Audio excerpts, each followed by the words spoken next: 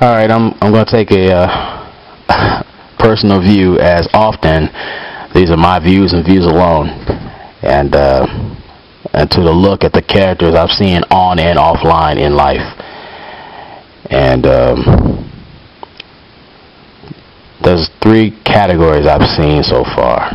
So the first one I'm going to talk about are the heroes, and when it comes to these heroes, they be male and female, and their actions often lead them to believe that they're doing something for the greater good, if not just themselves but the community at large.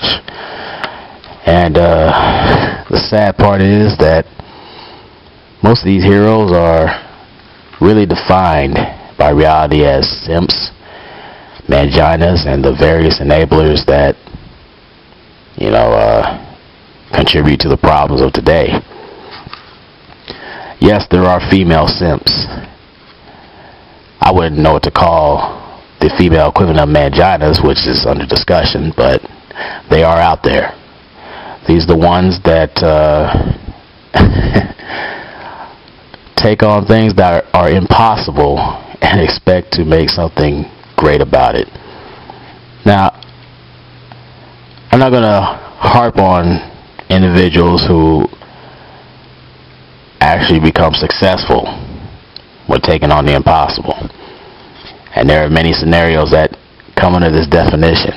But we're talking about the individuals that either emasculate themselves or embarrass themselves for the sake of attention. These heroes are often dick beggars, pussy beggars, people who believe that they can buy character and quality when they're really pimping themselves out. You got some females that believe that, yes, he's fucked up, but I can save him. I can change him. Same thing with these manginas. And their greatest combined superpowers are often the ability to disillusion themselves among many different powers. Wow. I mean, what can I say? Now we're going to get to the villains. Now these are a very animated sort,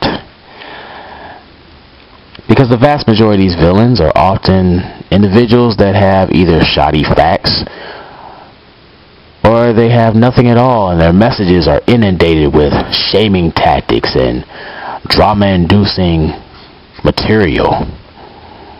These characters bring nothing positive to the community at large, nor to themselves, other than a sense of pseudo-accomplishment and the attention whoring that they so selfishly desire. In most cases, their kryptonite is the very the thing they use the most is often the very kryptonite that cripples them, and they're just career underachievers.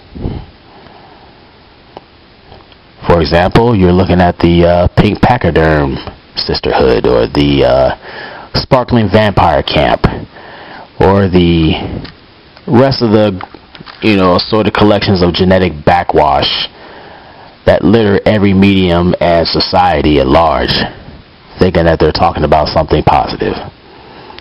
Now, yes, I'm saying some very calloused commentary towards these individuals, but as I've always said in my messages, we have to be accountable for our decisions and the paths in life that we choose. That is the blessing and burden of free will. Which brings me to the anti-hero stance. Many would say it's the gray area. Many would say it's a bunch of fence sitters.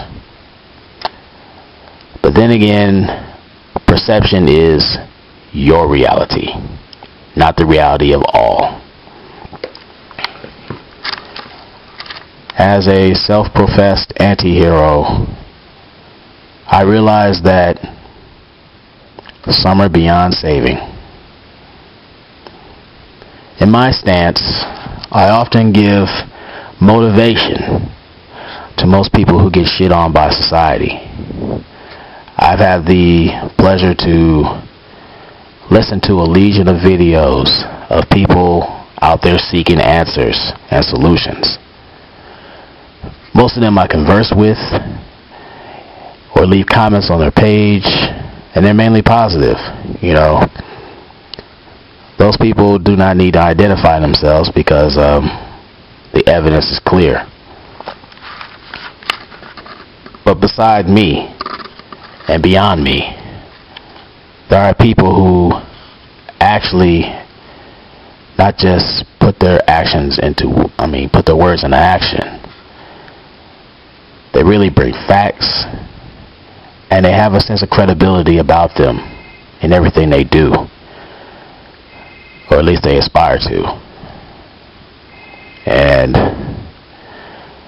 it is great to have this demographic out here because there needs to be a sense of balance. I can never understate that. I just can't. It's very important. Because what these so-called heroes and villains are doing are fucking up everything. Not just themselves. Everything. These anti-heroes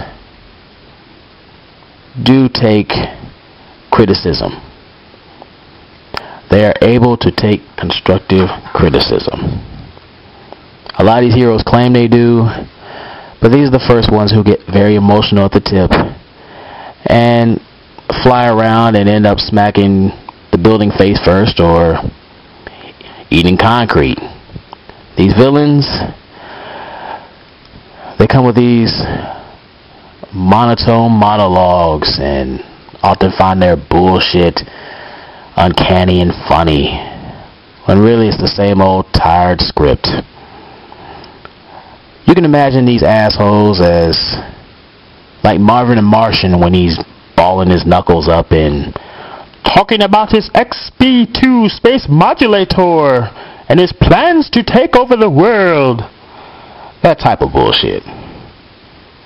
They're laughable. If you run across anybody that has nothing positive to say about the content at hand,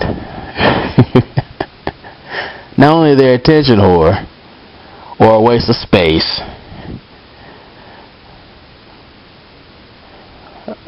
they're just a waste of time. They gather together and, they just love to find ways to bring about drama. The same thing can be said about these heroes. Yes, that's my queen. She's infallible. No, you girls don't understand him. I know him better. They're both sets of cliques that just run around chasing their tails and getting dizzy. And as I've said many times, all you heroes and all you goofy ass backwards villains tripping over your capes, you motherfuckers ain't gonna make it. People are actually laughing at you dumbasses. But real talk though, as a self-professed anti-hero, we always thirst for knowledge. Even though we have to sift through some shit sometimes, the knowledge is out there. And not just for ourselves, but we wish to do better for our communities at large.